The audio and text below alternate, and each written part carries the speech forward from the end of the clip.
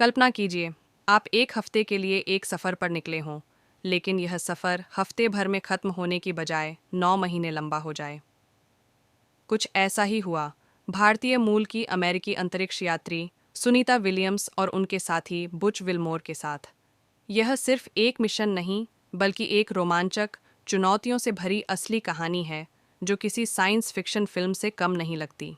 Sunita Williams SpaceX के crew 9 mission के तहत अपने साथी बुच विल्मोर के साथ जून 2024 में अंतर्राष्ट्रीय अंतरिक्ष स्टेशन ISS पर गई थीं। यह एक हफ्ते का छोटा सा मिशन था, लेकिन अचानक ऐसा कुछ हुआ जिसने इस मिशन को इतिहास के पन्नों में दर्ज कर दिया। उनका लौटने का साधन, बोइंग का स्टारलाइनर स्पेसक्राफ्ट, तकनीकी खराबियों का शिकार हो गया। स्पेसक्राफ्ट में प्रणोदन, प्रोपल्शन सिस्टम से जुड़ी समस्याएं आ गईं, जिससे उनकी वापसी टलती चली गई। कुछ दिनों की देरी महीनों में बदल गई और देखते ही देखते सुनीता और विल्मोर पूरे 9 महीने अंतरिक्ष में रहने को मजबूर हो गए। इन 9 महीनों में सुनीता और उनके साथी को भारी चुनौतियों का सामना करना पड़ा। शून्य गुरुत्वाकर्षण, जीरो ग्रेविटी में लगातार रहना शरीर को कमज़ोर बना सकता है। हड्डियों का घनत्व कम हो जाता है, मांसपेशियां कमज़ोर हो जाती हैं और शरीर की तरल प्रणाली भी प्रभावित होती है। लेकिन नासा के वैज्ञानिकों और उनकी ट्रेनिंग ने उन्हें मजबूत बनाए रखा।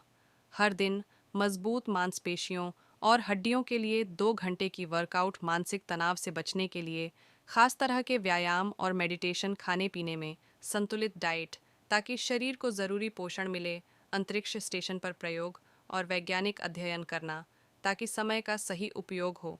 सुनीता हमेशा से साहसी और जुझारू रही हैं। यह उनका तीसरा स्पेस मिशन था और इस बार की यह चुनौती उनके धैर्य और इच्छा शक्ति की सबसे कठिन परीक्षा थी। लंबे इंतजार के बाद जब क्रू 10 मिशन के नए अंतरिक्ष यात्री ISS पहुंचे, तब सुनीता और बुच को वापसी की अनुमति मिली।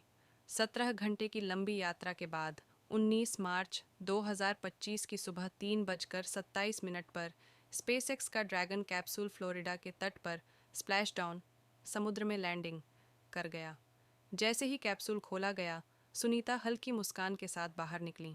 महीनों की चुनौतियों के बाद धरती की हवा में सांस लेना उनके लिए किसी जादू से कम नहीं था, लेकिन कहानी यहीं ख़त्म नहीं होती। 9 महीने तक अंतरिक्ष में रहने के बाद शरीर को फिर से पृथ्वी के गुरुत्वाकर्षण में ढलने के लिए 45 दिनों के पुनर्वास, रिहैबिलिटेशन से गुजरना पड़ता है। इस दौरान शरीर की मांसपेशियों को दोबारा मजबूत करने के लिए स्पेशल एक्सरसाइज, हड्डियों के घनत्व को वापस लाने के लिए न्यूट्रिशन प्लान, चिकित्सकीय मूल्यांकन, ताकि यह देखा जा सके कि अंतरिक्ष में रहने से कोई स्थायी प्रभाव तो नहीं पड़ा। पिछले अनुभवों से यह साबित हुआ है कि अंतरिक्ष यात्री पुनर्वास के बाद पहले से भी ज़्यादा मजबूत हो जाते हैं। सुनीता विलियम्स की यह 9 महीने की यात्रा सिर्फ अंतरिक्ष विज्ञान की एक घटना नहीं थी, बल्कि यह धैर्य, हिम्मत और आत्मबल की अद्भुत मिसाल भी थी। उन्होंने साबित कर दिया कि कोई भी चुनौती बड़ी नहीं होती, अगर आपके पास इच्छा शक्ति और दृढ़ संकल्प हो। आज जब हम सुनीता विलियम्स की इस अविश्वसनीय कहानी को देखते हैं, यह हमें सिखाती है कि कभी हार मत मानो, चाहे हालात कितने भी कठिन क्यों न हों। अगर आपको यह कहानी पसंद आई, तो इसे अपने दोस्तों के साथ शेयर करें और हमें बताएं कि आप इस रोमांचक यात्रा के बारे में क्या सोचते हैं।